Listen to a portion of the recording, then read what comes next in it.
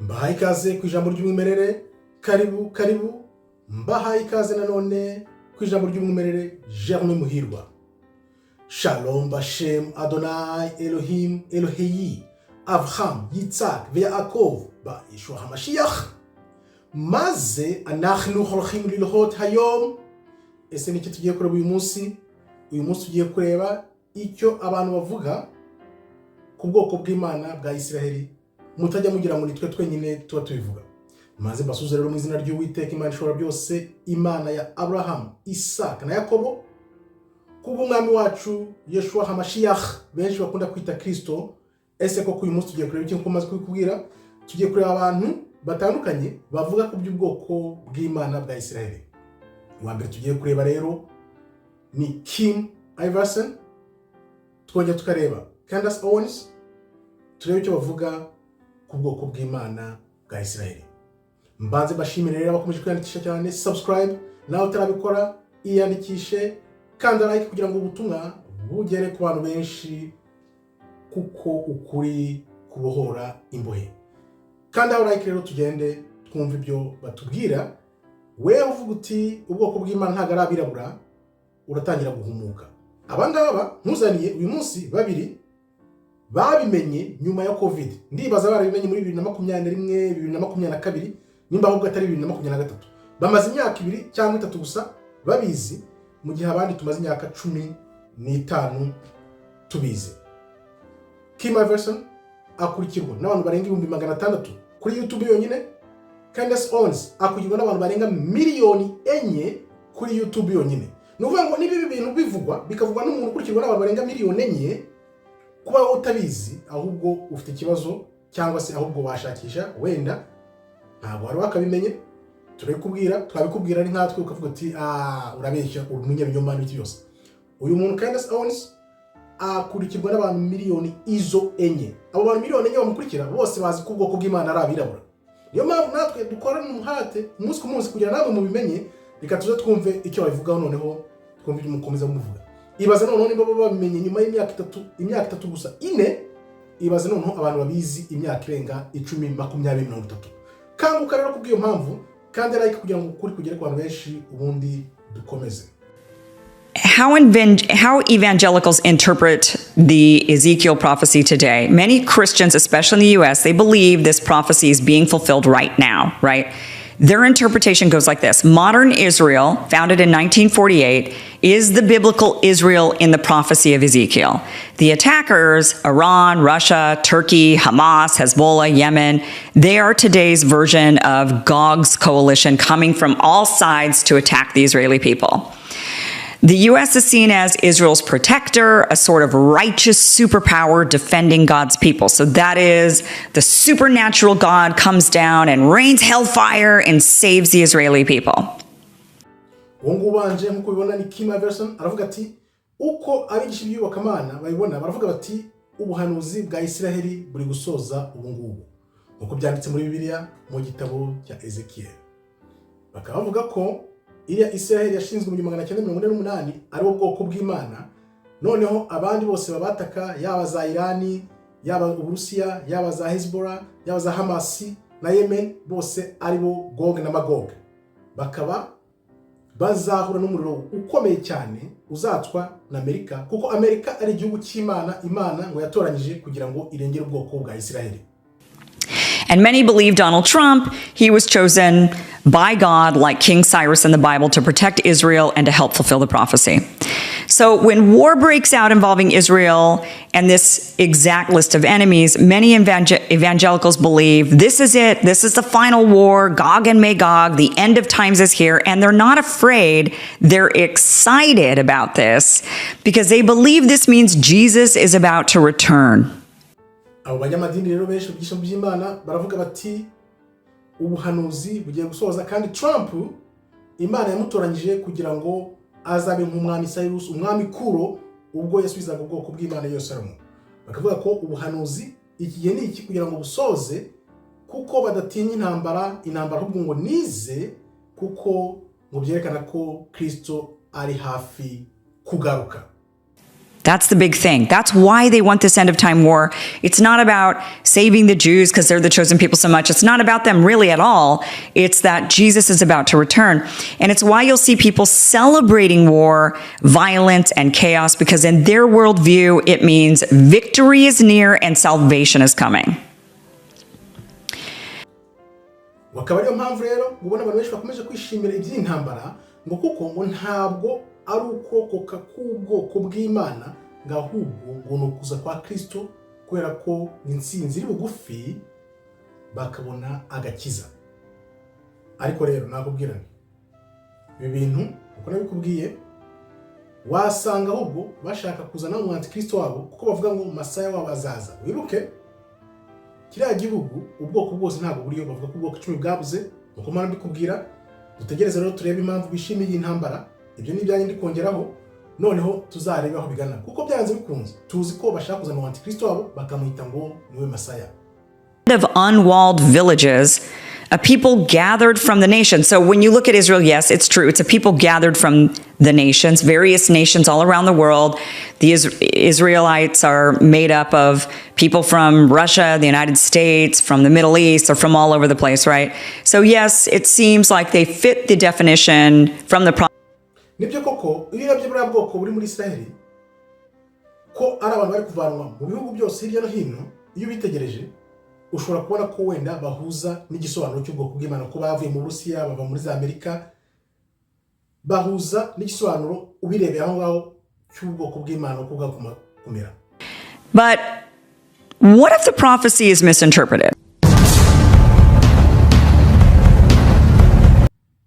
Ariko se usanze ubuhanuzi ari ikinyoma bahimbye, barabihinduye nabi. Prophecy of a people gathered from the nations. And the other descriptor of this people was a peaceful and unsuspecting people with no gates or bars. Now, I know the Israelis want to think of themselves as a peaceful and unsuspecting people. And I know that many of the evangelicals who love and adore and pledge their allegiance to Israel also view them as a peaceful and unsuspecting people. But I think, let's think about that a little bit more critically. Let's challenge this view. Ariko rero indi ngingo igenderwaho nuko abo bantu bagomba kuba ari abanyamahoro. Nibyo urebye Israel uyu munsi nabo bakwita nk'abanyamahoro, nabo bije ibyo bakamana bakwita abanyamahoro. Ariko reka tuze duhinyuze ibi bintu turebe uko bimeze. What if modern Israel is not the Israel of the prophecy? What if Gog and Magog aren't Iran and Russia? But what if it's us? It shouldn't take you a theology course. You just take a little bit of common sense to tell you that no, that is not what God's chosen people do. God's chosen people were, as it was prophesied, Christ was going to come. God's chosen people, it was prophesied. And guess what they did when Christ came? They followed him. And at the moment that you followed Christ and became a Christian, you didn't become unchosen. Ahangaha Candace Owens aravuga ati ntibigusaba ko warakoze isomo rya teologiya kugira ngo umenye iby'ubwoko bw'Imana butagombye kuba bukora. Ubwoko bw'Imana ikiburanga ntago ukora ibintu nka biriya nibyo avuga. Hano rero reka nongere ibyanjye. Candace Owens kimwe na Kim Everson bamye bakora ibiganiro ku bintu bya politike, ku bintu bitandukanye, noneho nyuma baza kwibasira abantu benshi harimo n'abirabura. Nyuma nibwo baje gusanga ko ubwoko bw'Imana ari abirabura, batangira kubivugaho. Nkuko nabikubwiye bamaze nk'imyaka imyinshi ni nk'itatine babimenye, nabo bagenda babivuga hirya no hino. Urabona ko biri gukwira ahantu hose, atetwe twenyine tuba tubivuga. Twe tuyimazemo imyaka irenga 15 tubizi, bo nibwo bakibizamo bamazemo nk'imyaka itatine. Urumva ko nibi bintu bitangiye kugera ku mamiliyoni abakurikira. Urumva ko bya bintu nkubwira ko ubwoko bw'Imana byanze bikunze bugiye kumenyekana n'igiye gusa. Yuda barabireba bari muri Amerika n'ubwoko 10 bwaburiye muri Afrika. Izi ni gihamya none ngiye kugenda nkuzanira, none nzakuzanira n'abantu babirambyemo bafite uburambe muri byo, bagusobanure neza nimba tubabwira makaga kumva. Ndibaza noneho igihe kigeze kugira ngo ubwoko none bujye hanze, impamvu abantu bazanye. Christians are the chosen people because... What if I told you that everything you thought you knew about biblical Israel was wrong? What if biblical Israel isn't the Jewish people, it isn't the modern state of Israel, and it's not even the Christian church?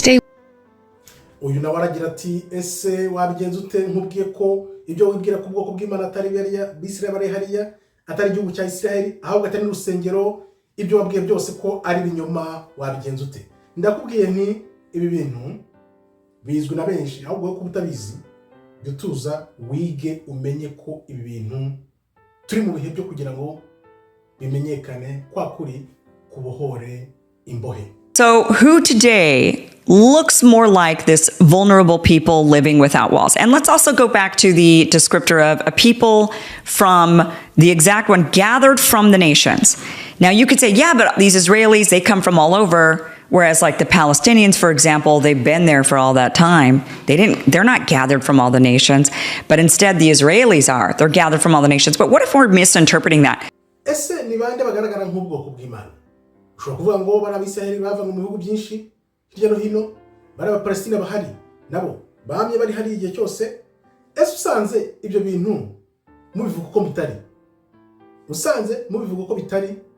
I don't like calling us black folks because that's a title given to us by our oppressors, but to the children of the transatlantic slave trade, this message is just for you. See, many of us are still bamboozled, hoodwinked, and deceived into believing that we are not the true children of Israel, and that's so unfortunate. You've actually been taught a misinterpreted verse from Deuteronomy 28:68. Ntabwo nkunda kwitwa umwirabura, ariko twebwe abana bakomotse ku bacakara bakomeje baducuraguza batubwira ko tutari ubwoko bw'Imana, ariko ni ibinyoma bahimbye uko basobanuye gutegeka kwa 2:28. And it says, and the Lord shall bring thee into Egypt again with ships, by the way whereof I spake unto thee, thou shalt see it no more again, and there ye shall be sold unto your enemies for bondmen and bondwomen, and no man shall buy you. Now I know some of you have latched on to this phrase, no man shall buy you, and you failed to study God's word properly. So let me help you out. If you look at the Hebrew text, the word buy, kwanha, in context means to redeem, to save. That means no man, no nation, no leader, no political system, no civil rights will save you from your condition. And hasn't that been the case for us? No one has saved us. There's more people in slavery today than there has ever been in slavery of the times before. Dusomera gutegeka kwa 2:38 kandi Uwiteka azagusubiza muri Egiputa inkuge mu nzira nakubwiye nti ntuzongera kuyibona ukundi. Muzigurayo n'ababisha banyu ngo mube imbata zabo z'abagabo n'abagore mwe kubona ubagura. Nkuko abisobanuye buy kugura umuntu uzabarokora, umuntu uzababohora ntabwo muzabona. Niko bikimeze n'uyu munsi. Ibyo bintu nimba utarubizi ubimenye. Okay, ibyo nibyo nkweretse rero abantu bose uko ari bane kumba kweretse kubera kubikurikira cyane no kubimaramo igihe kinini. Nakubwira nti bose ntabwo bamaze hagati y'imyaka 2 n'4 bamenye ibi bintu. Wowe utarabimenya cyangwa se wowe ubyumva uyu munsi ugiye gukora iki? Bisangiza abantu. Tubimazemo imyaka irenga hafi 15 ibi bintu. Tubabwira mukavuga ngo ni ibinyoma, benshi bakavuga ngo ntibyumvikana. Niyo mpamvu ira ntambara ya Iran na Israel iri kuba. Nimba ukurikira bwa bantu zijya nkubwira bugikomeza nzakomeza ejo. Ibi bintu biri hose. It's in open. Ni ibintu biri ahantu hose aho utabizi bitekerezeho. Nuvuga ngo nyine Afrika yose barayikumira kugira ngo ibi bintu itabimenya. Bizwi cyane cyane bari muri Amerika barabizi, n'abari mu gakiza mukuri benshi barabizi. Ibi bintu ntabwo kiribanga. Bari abantu bari muri Israel ntabwo ari ubwoko bw'Imana. Ubwoko bw'Imana ni barabirabura bari muri Amerika, ariko Yuda n'ubwoko 10 bwaburi muri Afrika. Niba abantu ubona ari bashyashya babibona bakurikirwa n'amamiliyoni y'abantu ukaba utarabyumva, niyo mpamvu ushobora kwibaza uti bimeze gute? Katubigenza gutya rero. Ngiye kuzahenzana abantu babisobanureho, nanjye bisobanureho, mubwire iby'ubuhanuzi, kuko naje gusanga ko hari igihe ndibabwira nesha kuvuga ngo ni wenda bakagira ngo nibyo binihimbi, ariko urabona ko ibi bintu nibwo bigitangira. Abantu bamaze imyaka 3-4 babimenye, ngaho ibaze mu myaka 5 ukuntu bizabimeze. Aribyo ngewe ku bwanjye mbona neretswe ko bizatera ya makuba y'imperuka. Uko abantu benshi bagenda babimenya, no kuvuga ngo ibi bintu bizamenywa n'isi yose, kandi intambara nigiye kubigaragaza. Noneho nibamara kubimenya ubwoko bw'Imana ko ari abirabura, za ngufu na wa mwuka w'Imana uzagaruka kubirabura, twongere tugire ingufu, niho hazaturuka ya makuba y'imperuka. Ariho mbihuriza na jenoside yakorewe mu Rwanda y'Abatutsi. Iriya jenoside nkuko nabyanditse mu gitabo The Heaven Test in Rwanda, ririya ryari gerageza ryo kureba uko ibihe bya nyuma bizagenda, bizahura kandi uzabibona. Nicyo bigamije ubwoko bw'Imana. Nimara kumenyekana, nibwo noneho abantu bazaba babona neza n'amaso yabo badashidikanya ko ubwoko bw'Imana ari abirabura. Bari kubigerageza kugira ngo barebe ko bazabihisha, bakora ikintu cyitwa nka jenoside. Ariyo mpamvu bumva bari kuvuga ngo Iran ishaka gukora jenoside muri Israeli.